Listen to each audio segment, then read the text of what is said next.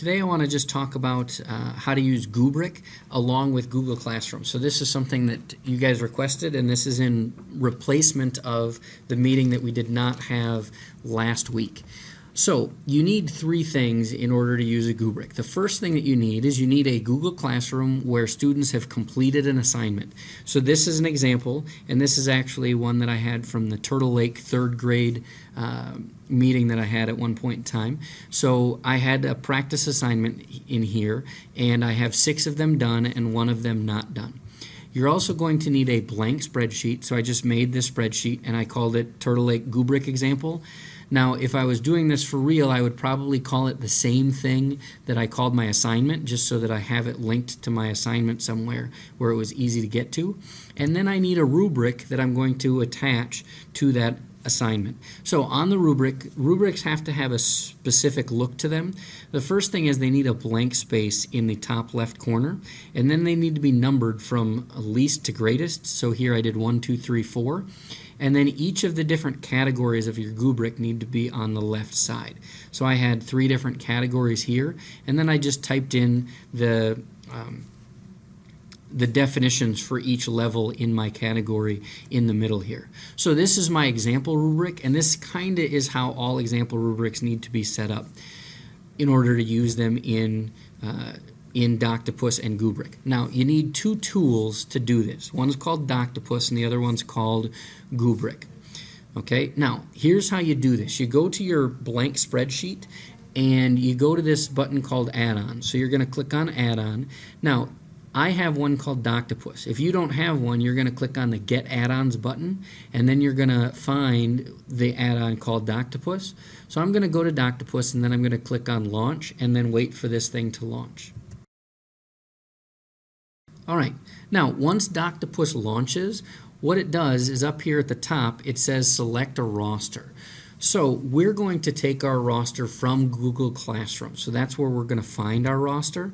So there's a couple of choices here. We're just going to go to this thing right here where it says ingest Google CR assignment, and we're going to click on that. We're going to ignore the others for the most part because they're using different things. Now in there I'm going to find my class, and this is Turtle Lake third grade training, and then I'm going to select an assignment, and this was practice assignment number 1. Now once it's there, I'm going to click on Ingest Assignment. Now the other thing is you have an option to only ingest files that are turned in. Since you have a whole class roster, some of them will be blank because the files haven't been turned in. So if you don't want any blank ones in between, you can click on Only Ingest Files that are turned in, and then click on Ingest Assignment.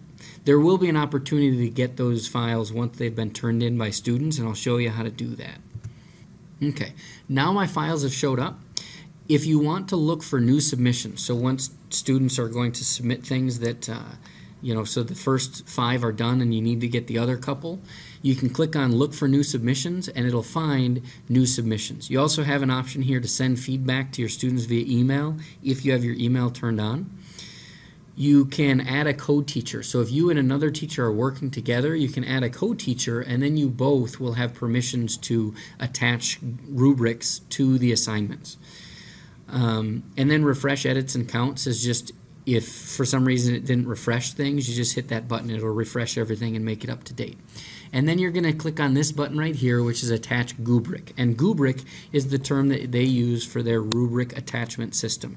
And once we do, now if you've never done it before, there will be a dialog box here that says that you have to get the Goobric extension, and you just go and you get the Goobric extension. It's like any other extension that you would get. Now I already have it, and you can tell because I have this little eyeball up here. This is the Goobric eyeball. But if you don't have it, you click on Get Extension, and then you go through the process of getting that extension. It's fairly simple. It's just a couple of clicks, and then you're ready to go. Now, if I'm going to attach a Goobric, this is the example rubric that I have. If I didn't have that used recently, I could just go to My Drive and I can search it. I click on the spreadsheet and I would just type in example rubric. And I would find that document, and then once I have that document ready to go, I can just hit the Attach Rubric button. Okay, once that rubric has been attached, it'll add another tab to my spreadsheet. The first tab is the Goobric spreadsheet. That's the one that I created. Actually, the very first tab is blank, but the first one that we created today was from when we did Doctopus, and it just brought in all of the different assignments. And then the second one is where all my rubric scores are going to go.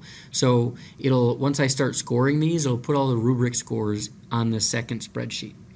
Now, to get to assignments and start doing the rubrics, I'm going to just click on one of the links. If I want to start with the first one, I'll just go to the very first link and start with that assignment.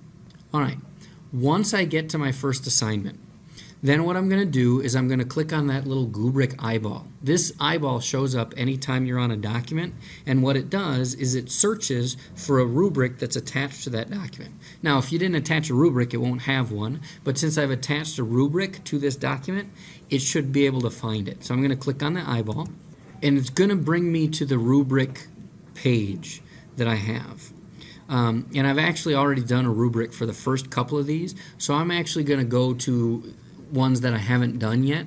So to go from one to the next, there's a nice easy process. So it actually makes grading a little bit easier also, because instead of just clicking on one document at a time, I just have to click on the next button. So I'm going to click next 2 times to get to one that I haven't graded yet. Okay, this is one that I've never graded, so we'll take a look at this. Now, if I'm going to grade it, all I have to do is I just click on these scores up here. So on the top left, you'll notice there are 3 tabs, and these 3 tabs are assigned to my different categories in my rubric. If I had 5 different categories, I would have 5 tabs up here. But each tab can get a score. So for correct grammar, I'm going to give a 3. And then demonstrates understanding of pronouns and whatever, I'm not very good, so a 1. And then some other rubric category that I made up, I'm going to give a 2. Now, if I want to give a score halfway in between 2 of these other scores, I can type in decimals. I can do 2.5, and then what it'll do is it'll highlight both. If I want to give a decimal, I have to type it in.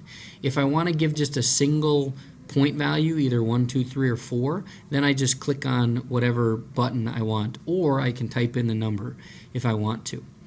Now, the other thing that you can do is after that you add comments. One of the comments that I would put is a total score, because for some reason this thing never adds up the total score. So I would add up the total score real quick and put that on my comments just so my students know what their score was. And then any additional comments can be put below. In addition to written comments, you can also do audio comments. So I can record an audio comment. You did a great job, but you really need to work on your use of pronouns. You did a great job, but you really need to work on your use of pronouns.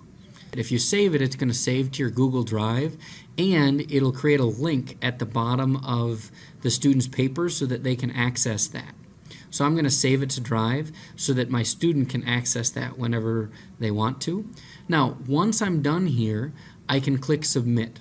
There are a couple of choices that you can do. One of them is that you can auto advance on Submit, which means that if you click the Submit button, it'll automatically go to the next student's paper, which is a nice feature. I'm not going to do that because I want to show you what it looks like after I hit the button and grade a student's paper. So I hit Submit, and then I'm going to go and I'm going to look at my student's paper, and down at the bottom I can see that the students has different scores here.